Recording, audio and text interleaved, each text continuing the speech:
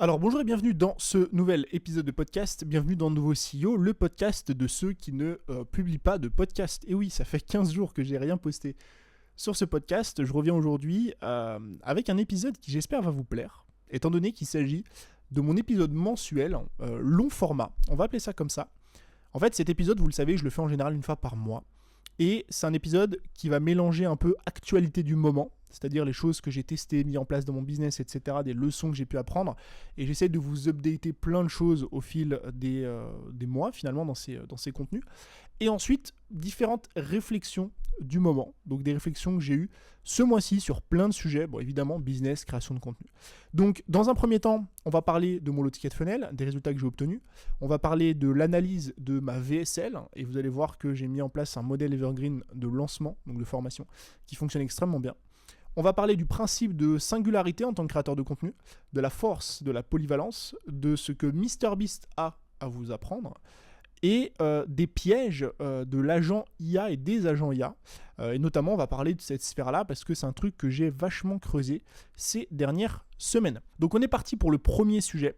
C'est concernant les news du moment. La toute première, vous l'avez vu, c'est que je n'ai pas posté, je n'ai pas été actif. Je voulais en faire une mini parenthèse parce que je sais que c'est quelque chose qui fait peur à beaucoup d'entrepreneurs et beaucoup de créateurs de contenu. En fait, il y a plein de créateurs, des entrepreneurs / les deux, qui se mettent une pression folle, et c'est quelque chose que moi j'ai fait dans le passé, je me suis mis beaucoup cette pression-là, de régularité, de me dire ok Tony, tu dois poster 2 fois par semaine, sur YouTube 3 fois par semaine, et puis sur Insta, et puis machin, et puis truc. Et en fait, dès que je loupe un contenu, dès que je ne poste pas, j'avais cette angoisse de me dire ça y est, c'est la fin du business, ça y est, c'est la fin du monde, les gens vont m'oublier. Les gens, en fait, ils vont skipper, ils vont consommer le contenu de quelqu'un d'autre et ils vont se rendre compte qu'en fait, je leur apprends rien, ils ne m'aiment pas, donc finalement, ils vont plus jamais revenir vers moi. Pire encore, mon business va s'effondrer, je ne vais plus générer de revenus parce qu'en fait, les gens vont revenir mais ils ne vont plus acheter mes offres. On se pose tout un tas de questions, on stresse énormément. Laissez-moi vous rassurer sur une chose. Vous pouvez partir presque aussi longtemps que vous le voulez. Je dis bien presque, évidemment. Si vous partez 10 ans, ça va être compliqué. Mais vous pouvez partir des jours, des semaines, parfois même des mois, je vous rassure, et revenir sans aucun impact réel sur votre business, si et seulement si, attention, vous avez créé une vraie connexion avec votre audience. Donc, tout ça pour vous dire 2 choses. Première chose, développer une vraie communauté aujourd'hui et une vraie relation avec votre audience, parce que c'est ce qui va vous permettre d'avoir beaucoup plus de liberté par la suite, sans compter l'impact que ça aura évidemment dans votre business, sur vos ventes, etc. Et deuxième chose, vous devez comprendre que même si aujourd'hui vous vous dites « Ouais mais Tony, moi je suis un pro de l'organisation, moi je crée du contenu, c'est pas un problème. En fait moi je vais jamais avoir une période durant laquelle en fait je vais pas poster parce que voilà, je maîtrise le truc, ça fait des années que je fais ça. » Sachez que vous n'êtes jamais à l'abri que quoi que ce soit vous arrive, que ce soit d'un point de vue pro mais aussi perso. Et surtout, votre business va connaître, si ce n'est pas déjà arrivé, une certaine forme de saisonnalité. Vous devez comprendre qu'un business, c'est quelque chose de saisonnier. Parfois, vous êtes dans la saison du contenu, c'est-à-dire que vous passez votre temps à faire des réels, à créer du contenu, à faire des podcasts, des vidéos, etc. Votre audience suit, il y a plein de nouvelles personnes qui vous connaissent, qui vous découvrent, et puis il y a une croissance phénoménale, et c'est génial. Et cette phase va s'essouffler, parce que vous allez rentrer dans une autre phase, qui va être la phase de monétisation. Ok, c'est bon, maintenant j'ai une communauté, elle a grandi, elle s'est développée, faut peut-être que je la monétise, donc il faut que je crée une offre. Si c'est une grosse offre, ça va me prendre plusieurs semaines, plusieurs mois. Si c'est un SaaS que je veux lancer, il faut que je construise le SaaS. Si c'est une entreprise physique, il faut que je crée l'entreprise physique. Et durant cette période, peu importe l'énergie que vous allez y mettre, vous ne pourrez pas être sur tous les tableaux et toutes les saisons à la fois. Vous allez devoir lever le pied à un moment donné, et c'est ok. Ça fait partie du deal, ça fait partie du truc, et surtout, c'est inévitable pour développer un business. Parce que si aujourd'hui, vous n'êtes que mono-saison, c'est-à-dire soit vous faites que créer du contenu et développer votre audience, soit vous faites que créer des produits et vendre des offres, dans les 2 cas, vous n'allez pas gagner d'argent. Parce que si vous ne faites que créer du contenu et que vous ne prenez pas le temps de créer une offre, vous n'avez rien à vendre. Et si vous ne faites que créer et lancer des offres, mais que vous n'avez pas de communauté, vous n'avez personne à qui vendre ces produits-là. Donc comprenez ça, déstressez un petit peu, et ça va bien se passer, ok ? Donc voilà, petite parenthèse terminée. On attaque avec les 3 points d'actualité. Premier point d'actualité, c'est concernant le low ticket funnel. Donc, low ticket funnel, où est-ce qu'on en est ? On a toujours une croissance continue, plutôt stable, des résultats, donc en termes de CA, Et en termes de clients aussi, en ce moment, on tourne en moyenne entre 300 à 400 clients sur les 30 derniers jours. Donc, je parle bien du mois de mars. Je n'ai pas encore regardé et checké le mois d'avril. Je regarderai ça à la fin du mois d'avril, évidemment. Et surtout, on a un développement du chiffre d'affaires global sur le tunnel de vente. Et en fait, ce chiffre d'affaires global sur le tunnel augmente, notamment grâce à deux choses. Première chose qu'on a mis en place au mois d'avril, c'est qu'on a mis une petite séquence de vente sur un produit additionnel une fois qu'on a acheté mon premier produit, du coup le protocole. L'idée en fait, c'est de se dire comment est-ce que dans les 30 premiers jours, je peux faire en sorte que la personne, au-delà de dépenser du coup de l'argent pour acheter mon produit d'appel, fasse en sorte d'acheter d'autres produits et dépense plus d'argent. Et en fait ça, sur les 30 jours, ça va faire augmenter le panier moyen de votre tunnel de vente. Donc ça, première chose qu'on a fait. D'ailleurs, on va en tester un nouveau. On va tester ça sur un produit plus gros et plus cher qui va coûter plus de 500 € alors qu'aujourd'hui ça coûte moins d'une cinquantaine d'euros. Et l'objectif c'est de voir si on augmente drastiquement le prix et parce qu'on propose un produit différent, est-ce que ça va suivre en termes de conversion et notamment en termes de chiffre d'affaires.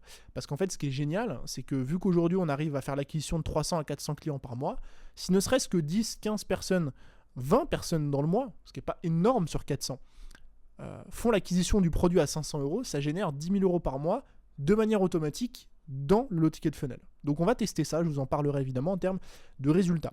Deuxième sujet d'optimisation, on est en train de tester plusieurs tests AB. Donc on en a fini un. On a fait un test AB sur la page de vente. Donc on a juste changé quelques petits mots sur la page de vente. Et très intéressant puisqu'on a gagné un point de conversion. Et là je sais ce que vous allez vous dire. Ok Tony, super, mais bon, clairement, un point de conversion, franchement, voilà, tu passes de 100 ventes à 101 ventes. Non, c'est pas 1% de conversion en plus, c'est un point. C'est-à-dire qu'au lieu, admettons, si la page de vente convertit à 5%, on est passé à 6%, on a gagné un point. Sauf que un point, c'est presque 20% de taux de conversion en plus. Quand vous passez de 5 à 6, vous gagnez un point, mais vous gagnez 20%. Et en fait, ça, avec le principe d'effet composé, d'effet cumulé sur le long terme, eh bien, ce mois-ci, vous avez 400 clients. Le mois prochain, 20% en plus, c'est 480 clients. Le mois d'après, c'est quasiment 600 et quelques clients. Le mois d'après, c'est 20% de 600, ça fait 120 clients en plus, uniquement grâce à votre page de vente. Et si, donc au test AB notamment, et si je parle de CA, si ce mois-ci vous faites 10 000 € et que vous faites un test AB et que vous générez 20% en plus, le mois prochain, c'est 12 000. Et le mois d'après, 20% en plus de 12 000. Et le mois d'après, 20% en plus de 14 400. Et compagnie, et compagnie. Et donc en fait, c'est une action. Littéralement, ça m'a pris 3 minutes. J'ai lancé une autre page, j'ai fait un test AB, j'ai laissé tourner et j'ai choisi la page qui convertissait le plus. Donc ça, c'est des choses qu'on va continuer à faire. Je vous en parle notamment dans la formation. Dans la formation, vous verrez, c'est pour ça qu'elle me prend du temps parce qu'elle est très très très complète. Il y aura toute une partie sur le scaling, comment est-ce qu'on fait pour scaler de manière verticale ou horizontale son low ticket funnel. Et ça, c'est un des éléments à prendre en compte parce que vu que vous êtes sur un axe où vous avez du volume, chaque pourcentage d'optimisation fait la différence. Donc, prochain test qu'on va lancer sur la page de vente, c'est qu'on va tester 2 pages de vente totalement différentes. Là, on était vraiment sur 2 fois la même page avec des petites modifs. J'en ai parlé d'ailleurs dans mon canal Telegram pour les clients qui sont déjà dans le canal. Je vais revenir sur ce sujet juste après. Mais l'idée, la prochaine fois, c'est de tester une page de vente longue et une page de vente courte, voir laquelle convertit le mieux. Et après, on verra les autres tests. Peut-être que je ferai une page de vente uniquement vidéo et une page de vente texte. On improvisera un petit peu. Mais le but, c'est d'itérer au maximum pour augmenter les résultats. Donc, voilà un peu le point sur le ticket funnel sur les 30 derniers jours. Sujet suivant, c'est l'analyse détaillée de ma VSL et du nouveau modèle que j'ai mis en place pour l'école des formateurs. Pareil, si vous n'écoutez pas les anciennes updates, c'est normal que vous ne compreniez pas, donc je vous invite à aller les écouter. C'est toujours les podcasts qui durent au moins 1 heure en général. Donc je vous parlais la dernière fois, pour remettre du contexte, que je voulais tester un nouveau format Evergreen, donc de lancement automatique, sur l'école des formateurs. Parce que pendant des années, j'avais toujours fonctionné avec le modèle de masterclass gratuite, etc. Sauf que je trouve que ce modèle arrive, dans mon cas, encore une fois, c'est hyper propre à mon business, arrive à certaines limites, étant donné que moi aujourd'hui j'ai beaucoup de volume en termes de leads, et je préfère me concentrer sur moins de leads, mais plus qualitatif et de meilleure qualité. Et donc je m'étais dit, ok, je vais tester le format de VSL. Pour ceux qui ne savent pas, en gros, vous avez une vidéo de vente tout en haut de la page qui fait la promotion d'une offre. C'est aussi simple que ça. Sauf que, cette fois-ci, j'ai voulu faire les choses un petit peu différemment. Parce que la majorité des VSL, si vous en avez déjà consommé, en fait, c'est des gens qui vous font croire que c'est une masterclass gratuite, dans laquelle vous allez apprendre des choses, et qui finalement, en fait, c'est juste une vidéo de vente. C'est-à-dire qu'au début, c'est voilà, découvre la méthode en 3 étapes pour pouvoir développer, je sais pas, une confiance en toi, machin, etc. Et en fait, vous cliquez, c'est une vidéo et on vous apprend rien, on vous parle juste de votre problème, du fait que vous n'arrivez pas à le résoudre, et en fait de je suis la meilleure solution pour toi aujourd'hui. Et j'ai un problème avec ça parce qu'il y a un problème d'alignement entre la promesse qu'on fait et ce qu'on délivre. Et surtout, vous le verrez si vous le testez dans votre business, vous aurez un problème aussi en matière de taux de conversion. Parce que certes, vous allez avoir beaucoup plus de personnes qui vont s'inscrire parce qu'ils vont penser du coup que c'est gratuit, mais il y aura moins de conversion absolue étant donné que c'est des gens qui ne sont pas réellement venus pour ça. Et donc moi, j'ai voulu faire le truc un peu différemment. Dès le départ, j'ai voulu écrémer l'audience en disant, bon bah voilà, cette vidéo, donc je le dis au début de la vidéo, mais je le dis aussi sur la page avant de s'inscrire, c'est une vidéo de vente. C'est-à-dire que je vais te parler de mon programme. Donc si tu es là pour du contenu gratuit, va voir ma chaîne YouTube, il y a plein d'autres sujets qui vont t'intéresser. Par contre, si tu es là et que tu cherches une solution concrète, garantie et compagnie, donc bref, il y a tout un discours, mais je fais vraiment cette distinction dès le départ. Et ça me permet, on a fait l'analyse du coup il y a 2 jours de ça, enfin je l'ai fait, ça me permet d'avoir sur mon tunnel de vente, sur les 30 derniers jours, 9% de conversion. Donc, on n'a pas encore beaucoup de volume, parce que j'en ai pas beaucoup parlé, qu'il y a le low ticket funnel, donc j'évite de parler de 15 000 offres en même temps, mais 9% de conversion sur le tunnel de vente, sur un produit qui coûte 700 €, 100% en evergreen et en organique, je suis extrêmement content. Je suis très content, donc l'objectif maintenant c'est quoi ? Ça va être juste et simplement d'aller chercher du volume. Parce que l'idée c'est de se dire, si j'arrive tous les mois à avoir 200, 300 personnes qui s'inscrivent à cette VSL et qu'on maintient le taux de conversion, pour les calculs, on va simplifier à 10%, et bien sûr 200 leads par mois, ça fait 20 ventes. Et 20 ventes à 700 €, ça fait 14 000 € juste sur cette VSL, 100% en organique, sans publicité, et sans appel de vente, sans closer, sans machin. Il n'y a rien à faire, juste aller checker la VSL. Donc je suis hyper content, on va voir un petit peu comment ça se goupille, notamment avec le volume. Il y aura peut-être des baisses, on va dire, de taux de conversion. Mais ça, c'était un peu la petite actu du moment. Et dernière actu, c'est concernant la relance de mon canal Telegram.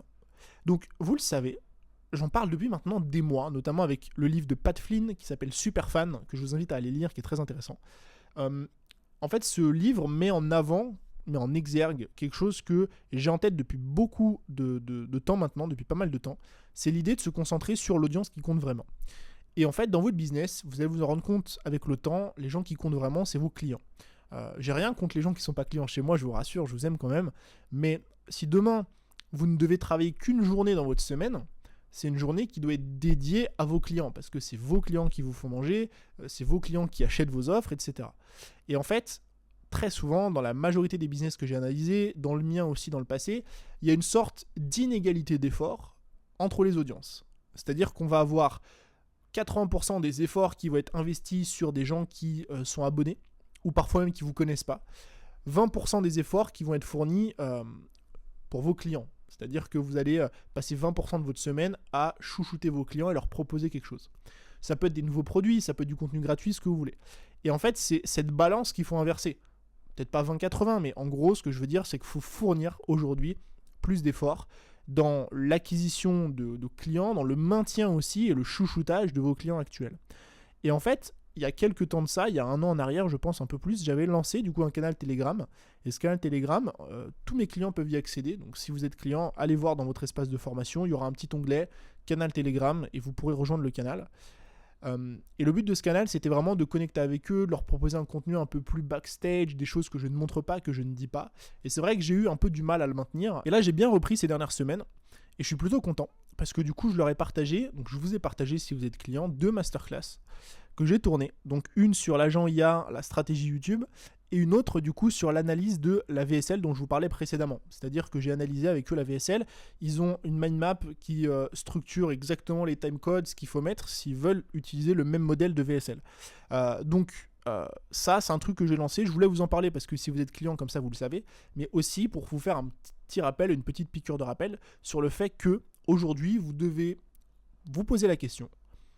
Comment se segmente mon audience entre les gens qui me connaissent, les gens qui ne me connaissent pas, mes abonnés, mes leads, donc mes prospects on va dire, et mes clients. donc mes différents niveaux d'audience, et comment moi, de façon objective, je répartis mon temps, mes efforts et ce que je crée en fait comme contenu, comme ressource. Et vous allez voir que souvent c'est assez inégalitaire. Donc voilà pour la partie news, la petite news sur le low ticket funnel, la VSL et la relance Telegram. Donc maintenant on va passer à la partie réflexion du moment. Et la première, c'est le principe de singularité en tant que créateur de contenu. En fait, c'est un concept que je traîne dans ma tête depuis pas mal de temps, depuis quelques semaines, quelques mois maintenant. Parce qu'il y a un petit moment de ça, je me suis posé la question, mais qu'est-ce que toi, Tony, fait que tu suis une personne pendant des années? Parce qu'il faut comprendre un truc, c'est que sur Internet, que ce soit la réussite financière, mais la réussite aussi d'audience, c'est rarement difficile à court terme. C'est difficile à long terme. C'est-à-dire qu'aujourd'hui, percer, entre guillemets, sur YouTube ou sur Instagram, je ne veux pas dire que c'est facile, évidemment, ça demande du travail, ça demande plein de choses, un peu de chance et compagnie, mais il y a plein de personnes qui peuvent percer à court terme, c'est-à-dire qu'ils peuvent monter un compte, qui peuvent monter même un business, générer des revenus en 2 mois, 3 mois, 6 mois, 1 an, et vraiment avoir cet effet pop, je sors de nulle part et j'ai réussi. Mais ce qui est vraiment dur, la vraie difficulté, c'est pas de le faire en 1 an et de réussir à court terme, c'est de le faire sur la durée. C'est d'être toujours là dans 5 ans, d'être toujours là dans 10 ans. Et les créateurs qui perdurent, je me suis posé cette question, je me suis dit, mais qu'est-ce qu'ils ont en commun, les créateurs qui perdurent, et qu'est-ce que moi, en fait, je regarde ou je suis, ou qu'est-ce qui fait que je continue à regarder une personne année après année, à consommer son contenu depuis 1 an, 2 ans, 3 ans, 4 ans, 5 ans, 10 ans parfois. Et ce terme m'a frappé, c'est la singularité. En fait, je me suis rendu compte que toutes les personnes que je suivais, et toutes les personnes de manière générale qui réussissent à maintenir une audience sur la durée, sont des créateurs qui sont singuliers. Là, vous allez me dire, ok Tony, mais ça veut dire quoi en fait la singularité? C'est quoi la théorie qu'il y a derrière? Alors, je vais vous donner 3 piliers essentiels que moi je tire de cette idée de singularité. Le premier pilier, c'est l'évolution constante. En fait, je me suis rendu compte que tous les créateurs qui perduraient dans le temps évoluaient constamment. Évoluaient de 2 façons. Évoluaient déjà, enfin de 3 façons d'ailleurs. Évoluaient déjà eux d'un point de vue personnel.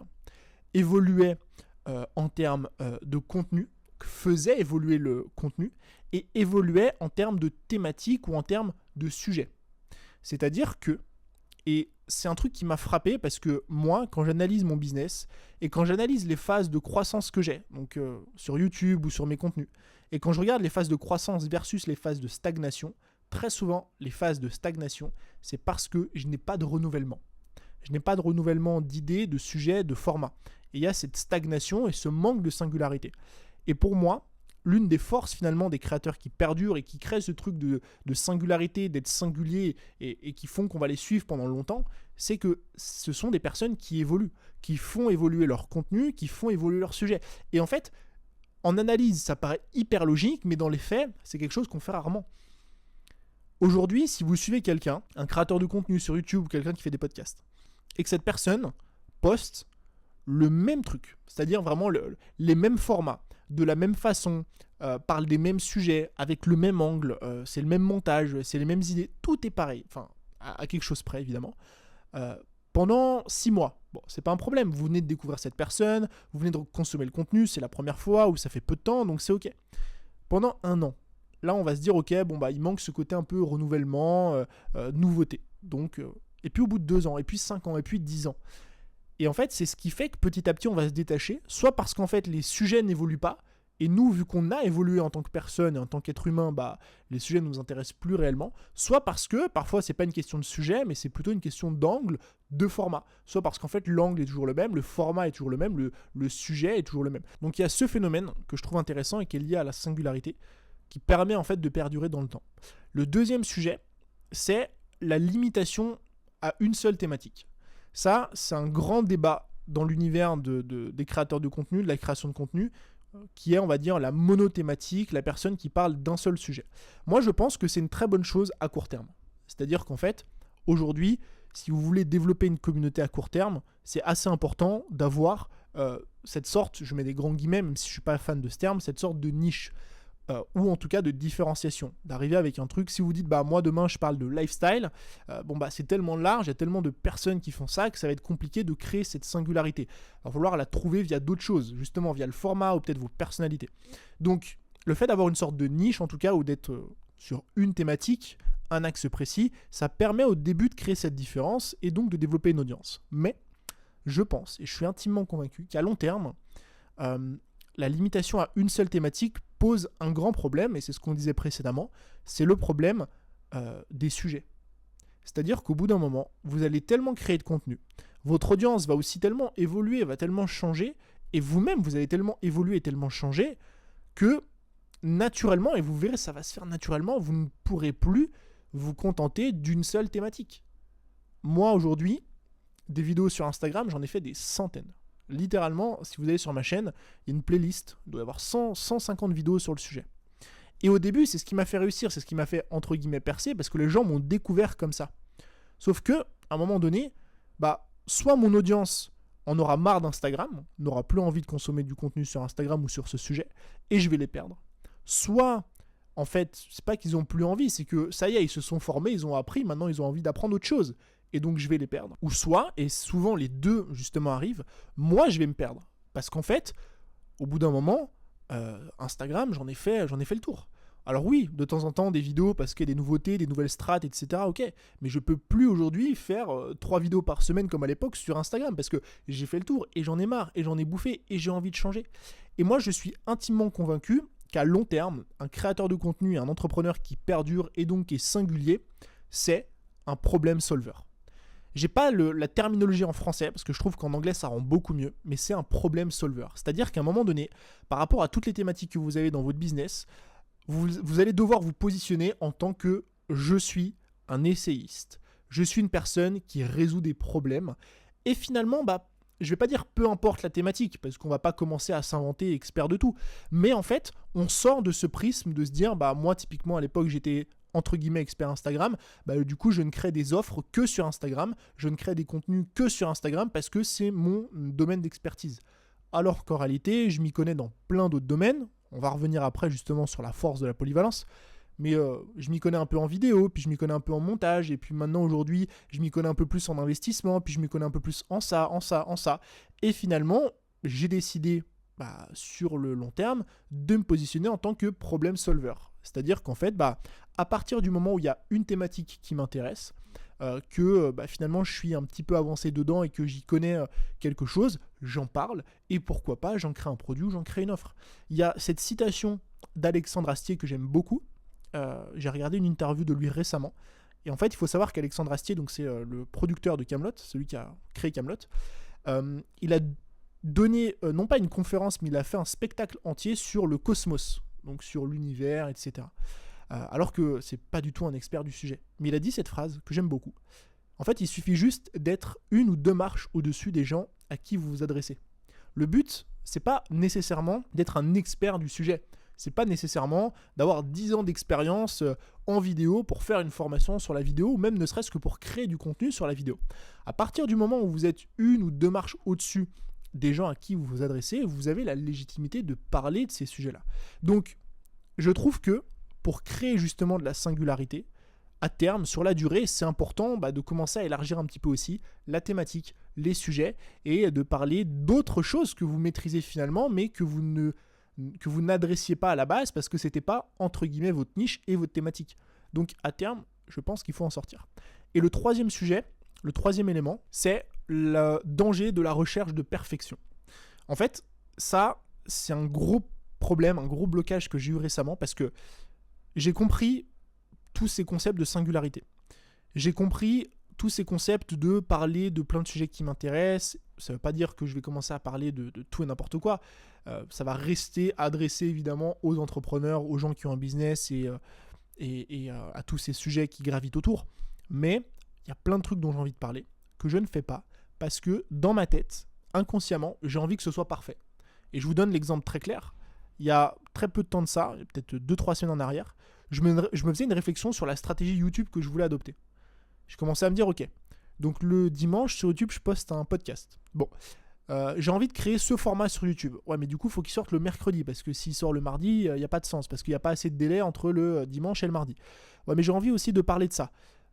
ce format, est-ce que c'est un podcast ou est-ce que c'est une vidéo? Ouais, bon, c'est un peu entre les deux, donc je sais pas trop. J'ai aussi envie de faire des vlogs. Ouais, mais bon, les vlogs, du coup, est-ce que c'est vraiment un format que je veux faire? Ok, bon, il y a les vlogs. Mais maintenant, il y a aussi les vidéos montées, avec du dynamisme, un peu de storytelling. Ouais, mais alors là, c'est un nouveau format, donc comment je fais? Et je me suis posé 10 milliards de questions sur justement, c'est quoi la stratégie parfaite? Comment je vais faire ci? Comment je vais faire ça? Alors que ce qui compte, finalement, dans la singularité, c'est juste le contenu au-delà de la forme. Et je vais aller même au-delà, c'est plus la personne qui crée le contenu, au-delà du contenu en lui-même et au-delà de la forme.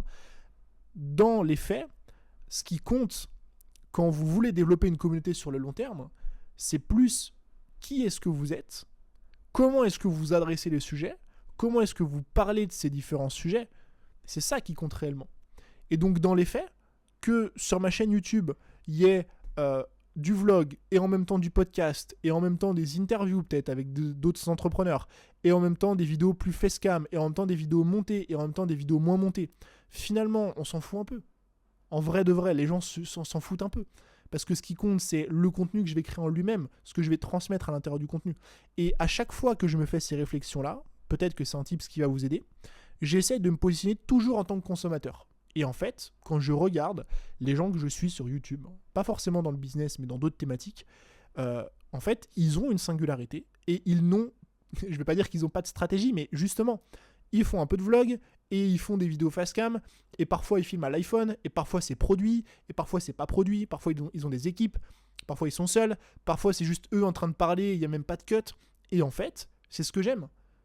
Enfin, c'est ce que j'aime. Ce que j'aime, c'est pas le chaos des formats. Ce que j'aime, c'est juste le contenu à chaque fois qui est créé. Et donc, c'est ce qui me permet, moi, aujourd'hui, de me dire, ok, sur YouTube, et c'est le deal, on va essayer de faire un pacte entre nous, je vous serre la main là sur YouTube.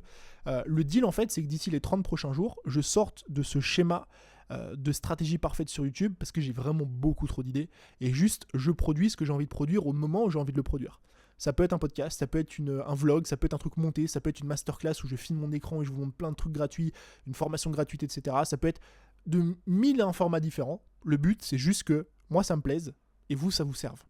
Donc, ça, c'est le grand format, on va dire, autour de la singularité et du principe de singularité. Deuxième sujet, c'est la force de la polyvalence. J'écoutais toujours dans cette interview d'Alexandre Astier, je vous invite à aller regarder sur YouTube, c'est une interview qui est sortie récemment, il y a peut-être un mois de ça en arrière, il dure 1 heure, 1 heure et demie, ils sont sur une scène de spectacle, je ne sais plus malheureusement l'auteur, j'ai oublié, mais en tout cas vous pourrez la retrouver facilement sur YouTube. Et donc il parlait de différents trucs comme ça, et de la petite citation que je vous ai mentionnée précédemment, avec le fait de rester 2 marches au-dessus des gens à qui vous vous adressez. Et en fait il y a cette réflexion de se dire, finalement, est-ce que si on fait ça, c'est pas essayer de traiter tous les maux du monde, c'est pas s'adresser à différentes personnes, traiter différents sujets, différentes thématiques. Est-ce qu'on s'y perd pas un petit peu parce qu'on va devenir un moyen partout? Et en fait, je pense que c'est une erreur de penser que c'est une mauvaise chose. Je pense aujourd'hui que la spécialisation, c'est quelque chose qui marche très bien dans l'univers du salariat, dans l'univers même du freelance ou pour certaines tâches spécifiques. C'est sûr que si demain, vous devez faire réparer votre voiture, et que vous allez voir votre pote qui s'y connaît un peu en tout mais en même temps en rien, ça va être compliqué parce que là vous avez besoin finalement d'un expert de vos voitures, d'un garagiste qui vient réparer votre voiture. Mais nous en tant que créateurs de contenu et même en tant qu'entrepreneurs, c'est normal qu'on soit polyvalent. Je ne sais pas si vous avez déjà monté une boîte, si vous avez votre business aujourd'hui, mais regardez la quantité incalculable de choses qu'on doit apprendre pour gérer un business. Il faut créer du contenu, ça c'est un sujet. Faut être bon, donc en fonction du contenu que vous créez, il faut être bon en visuel, donc un peu en graphisme, si vous faites des visuels, etc. Si vous faites des réels, il faut être bon en vidéo, il faut être bon en copywriting, parce que ça fait partie du contenu, il faut être bon en marketing, parce que forcément, quand vous vendez une offre, il faut être bon en marketing, il faut s'y connaître un peu en administratif, puis en comptabilité, parce que ça fait aussi partie du truc. Et donc en fait, la nature même de l'entrepreneur fait que vous ne pouvez pas être un spécialiste et investir 100% de votre temps sur un sujet. Évidemment, et c'est une évidence que vous aurez vos domaines de prédilection, vous aurez des thématiques et des sujets dans lesquels vous êtes meilleur que dans d'autres sujets. Mais ce que je veux dire par là, c'est qu'il faut qu'on arrête d'avoir peur de la polyvalence. Il faut qu'on arrête de se dire Ouais, mais voilà, moi en ce moment je me forme sur tel sujet, mais je devrais pas parce que c'est pas mon domaine d'expertise, parce que c'est pas mon truc, parce que moi en fait je suis spécialiste de ça. Ou alors moi je veux créer un contenu sur ce sujet, bah pareil, c'est pas mon expertise, c'est pas mon domaine de prédilection, donc je vais surtout pas le faire parce que la polyvalence c'est pas quelque chose qui est bon. Moi je pense qu'on doit sortir de ce schéma. Que ce soit en tant que compétence, c'est-à-dire le fait de se former sur différents sujets qui sont connexes, qui sont annexes, parce que vous devez un peu maîtriser plein de choses en tant qu'entrepreneur, et aussi d'un point de vue créateur de contenu. Parce que, encore une fois, c'est ce qui va nourrir finalement votre singularité, parce que vous allez avoir cette diversité de sujets qui sont toujours connexes en fait. C'est rare que deux sujets ne soient pas connexes, et vous allez pouvoir créer du contenu dessus et créer une vraie cohérence finalement entre toutes ces choses. Et je vais aller un peu plus loin, c'est surtout que la polyvalence en tant qu'entrepreneur, ça peut être même très intéressant parce que on va avoir ce principe d'effet cumulé, encore une fois, de compounding entre les différentes compétences. C'est-à-dire que demain, si je prends deux entrepreneurs, il y en a un qui est spécialiste, il y en a un des deux qui est trop fort en création de contenu. Vraiment, il est trop fort en création de contenu, il sait trop bien créer du contenu, etc. Très bien. Mais il est nul dans tout le reste. Et l'autre, il est moins bon en création de contenu, il est moyen en création de contenu, il n'est pas excellent. Par contre, il est moyen partout. C'est-à-dire que le premier donc, est très bon en création de contenu, il est excellent, mais il ne sait pas ce que c'est du marketing, il ne sait pas du tout faire de marketing, il n'est pas bon en comptabilité, il ne sait pas créer de site internet, de tunnel de vente, etc. Bref, il ne connaît rien, juste la création de contenu. Et l'autre, il est moyen. C'est-à-dire qu'il crée peut-être moyennement du contenu, ok. Par contre, il est moyennement bon en marketing, il est moyennement bon en comptabilité, il est moyennement bon en tunnel de vente, il est moyennement bon dans plein de choses. Et en fait, le fait d'être moyennement bon, mais dans plein de secteurs, va créer ce concept d'effet cumulé et va compenser le fait d'être moins bon en création de contenu. Parce que certes, vous serez peut-être moins bon en création de contenu, mais vu que vous avez un minimum de marketing qui est cohérent et qui est bien fait, vous allez vendre. Vu que vous gérez un minimum la fiscalité, vous allez bien optimiser votre business. Vu que vous gérez un minimum les tunnels de vente, vous allez pouvoir set-up à votre marketing des tunnels de vente qui vont vous ramener de l'argent. Vu que vous êtes un minimum bon en automatisation, vous allez pouvoir automatiser certaines tâches dans votre business et gagner du temps. Donc, on peut choisir sa team. On peut être team je suis spécialiste, on peut être team je suis polyvalent et moyen partout. Moi, je voulais juste ramener cette vision de la polyvalence et vous dire que c'est pas mauvais d'être polyvalent, c'est pas mauvais en tant qu'entrepreneur d'être un peu touche à tout et d'être bon dans plusieurs choses, même si vous n'êtes pas excellent dans toutes ces choses. Donc voilà, je trouvais ça important de ramener un peu de vision sur la polyvalence et la spécialité. Donc évidemment, vous pouvez choisir votre team.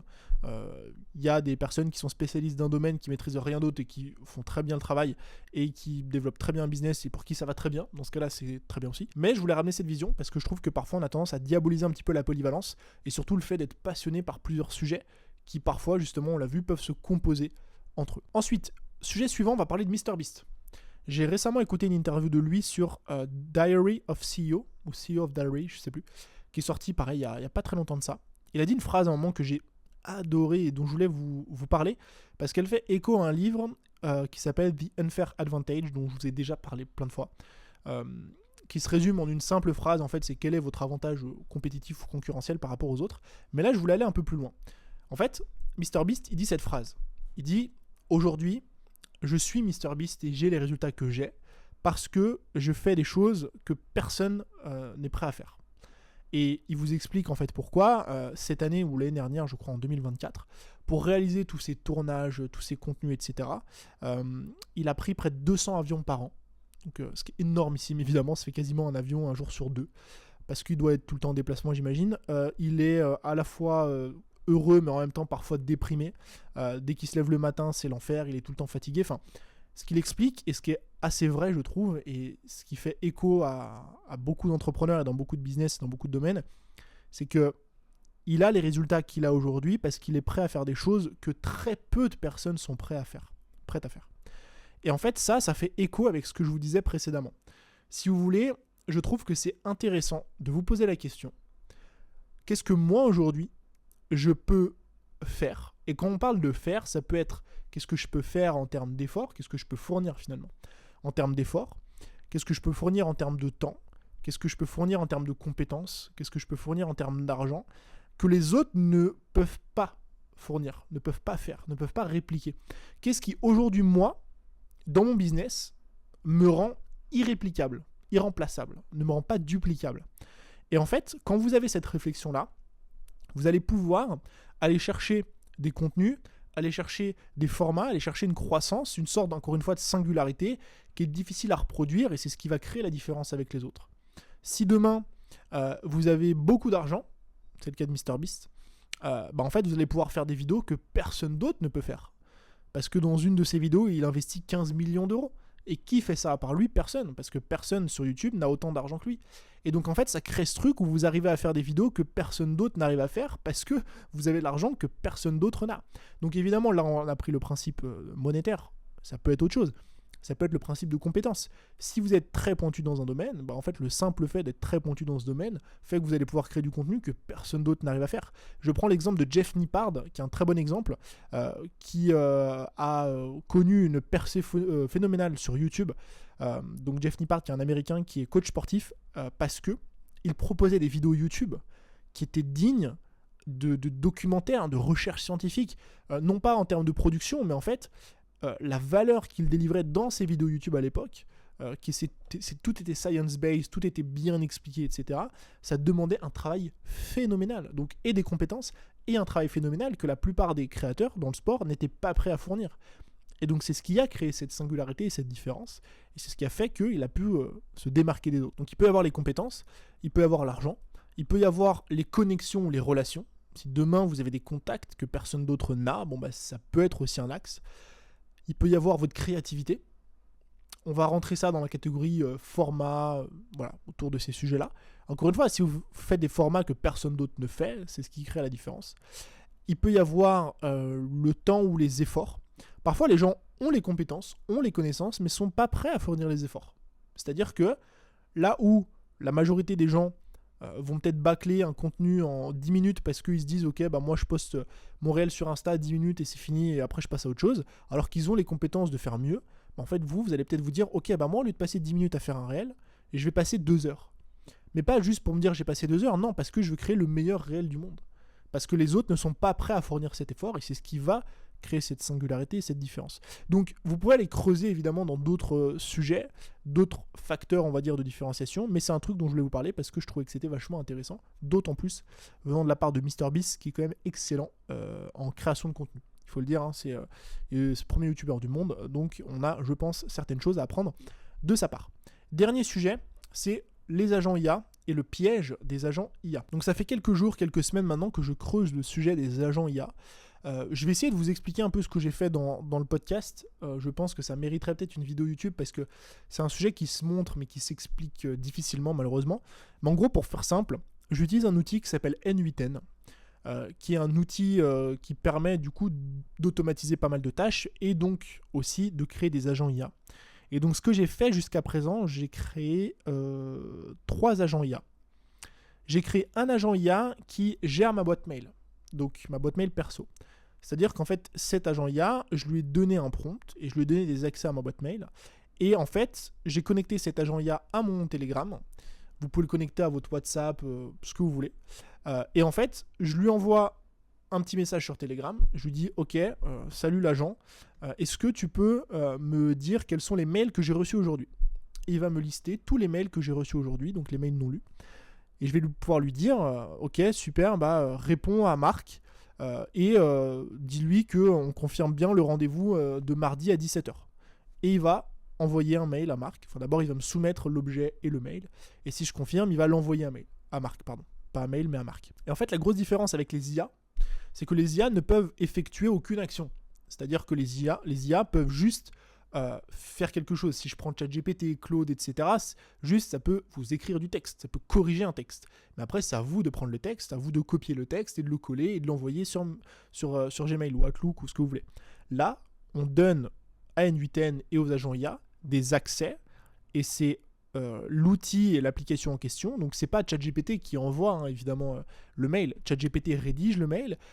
Ensuite, le mail est transféré à N8N et à son agent, et c'est l'agent qui a les accès à mon boîte mail qui envoie le mail en fonction de ce que je lui ai donné. Et donc ça, c'est surpuissant. C'est incroyablissime. Pour l'instant, j'ai pas tout creusé, parce que ça prend du temps. Parce qu'il y a pas mal de sujets. Il faut aussi se poser la question de ce qu'on automatise ou pas. Je vais revenir juste après, d'ailleurs, sur un de ces sujets-là. Mais en tout cas, il y a quand même pas mal de choses qui me tentent avec les agents IA et que je suis en train de tester. La deuxième chose, c'est que j'ai automatisé ma prise de notes. Alors, quand je dis ma prise de notes, ça veut dire quoi ? En fait, avant, ce que je faisais, c'est que je prenais mes notes un peu partout. C'est-à-dire que je prenais mes notes sur mon téléphone, puis en même temps sur Notion, puis en même temps par écrit, et c'était un peu le brouillon. Et surtout, j'avais aucun outil de traitement, on va dire, de mes idées. Donc j'arrivais, je prenais une note, et puis après c'était à moi de reprendre cette note, puis de la mettre quelque part, de bien l'organiser, etc. Là, ce que j'ai fait, c'est que j'ai créé un agent IA qui, dès que je lui envoie un message sur Telegram, donc tout est centralisé sur Telegram, je lui dis ok, ajoute-moi cette nouvelle idée de contenu, tourner un podcast sur la singularité. Et il va prendre podcast sur la singularité, il va l'ajouter sur Airtable à mon onglet idée de contenu. Et donc ça, c'est le prompt de base. Et ensuite, moi, ce que j'ai fait, c'est que je l'ai un petit peu amélioré. C'est que il va, en plus de ça, me générer 5 titres et me générer un sommaire ou des recherches en fonction du contenu, de ce que j'ai demandé. Et en fait, c'est génial parce que moi, ça m'a permis de centraliser toute la prise de notes sur Telegram. Donc dès que j'ai une idée, hop, je la note sur Telegram. Et en fait, lui me reporte ça. Et donc une ou deux fois dans la semaine, ou une fois tous les 15 jours, je vais sur Airtable et puis je regarde. Donc je regarde mes idées, je les traite, je les supprime si elles sont pas bonnes. Et vous pouvez aussi, pareil, mais je trouve que c'est moins intéressant de le faire sur le téléphone, lui dire ok, liste-moi les idées que j'ai en stock et puis supprime-moi celle-ci ou supprime-moi celle-là. Et après on peut aller plus loin, on peut lui dire ok, j'ai cette idée en stock, super, maintenant prépare-moi le script complet, ou bref, il y a plein de choses qu'on peut faire. Et la troisième chose, c'est que j'ai automatisé une partie de ma veille sur Instagram. En fait, sur Instagram, là, c'est beaucoup plus complexe par contre. Ce que j'ai fait, c'est que j'ai mis en place un système de scrapping. Donc en fait, c'est un outil qui va scraper les réels sur Instagram, donc des réels de compte que je lui ai donnés. Il va aller les télécharger. Il va les donner à ChatGPT. ChatGPT va faire le transcript. Il va prendre ce transcript et il va le mettre dans un prompt. Et ce prompt-là va me sortir les idées générales, les tendances, le hook qui a été utilisé. Et ça, je vais pouvoir le classer en fonction du nombre de vues. Ce qui fait que moi, une fois dans la semaine, je peux venir aller sur Airtable, classer par nombre de vues et avoir la liste des réels de comptes que je trouve intéressants. Donc classés par nombre de vues, donc des réels les plus performants. Et je peux aller voir le sujet, je peux aller voir l'accroche qui a été utilisée, je peux aller voir l'angle, la thématique. Et comme ça, moi, ça automatise une partie de ma veille. Donc ça, c'est quelques petits trucs que j'ai fait sur les agents IA. N'imaginez pas que ça se fait en 2 secondes, littéralement. Je me suis découvert une passion pour ce sujet. Et en fait, ça demande de creuser énormément de choses. J'ai passé mes journées à discuter avec ChatGPT pour qu'il me fasse des lignes de code et compagnie.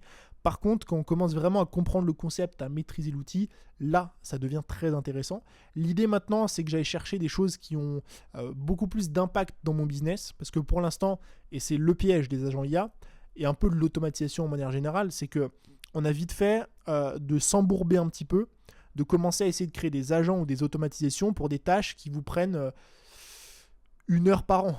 J'abuse un petit peu, mais à un moment, j'ai essayé d'automatiser un truc, c'est le transcript de mes conversations, enfin de mes consultations clients. Chaque semaine, je fais mes consultations clients. Ces consultations, il faut émettre un timecode pour les héberger justement sur ma plateforme de formation.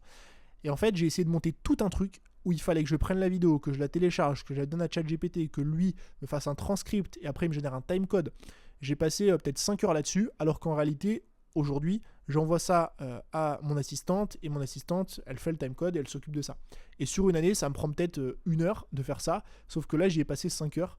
Et donc en fait, il faut vraiment identifier les tâches à automatiser, les agents à créer, parce que parfois il n'y aura peut-être pas un impact ouf en termes de résultats dans votre business. Et donc là, je suis en train de creuser ces sujets-là, notamment 2 agents. Le premier agent, c'est un chat disponible 24 heures sur 24, donc qui sera dispo sur mon espace de formation, si jamais les gens veulent poser des questions, s'ils ont des questions sur les formations, etc. Deuxièmement, automatiser un support de vente, donc automatiser du setting directement sur WhatsApp. Pareil, si des personnes ont des questions, mais plus en rapport avec les produits. Donc voilà, je vais creuser tout ça. Je ne vous garantis pas des résultats. Par contre, j'en ferai sans doute des contenus sur YouTube où vraiment je vous montrerai tout ça étape par étape, parce que là, c'est bien beau d'expliquer ça en audio, mais c'est mieux de le montrer. On a fait le tour pour cet épisode de podcast. Je vous remercie, comme d'habitude, de l'avoir écouté. J'espère en tout cas qu'il vous a plu. Si c'est le cas, n'hésitez pas à me faire un retour, à partager ça en story à laisser une note sur Apple Podcast ou Spotify. Je vous dis à très bientôt pour un nouveau contenu. C'était Tony. Ciao.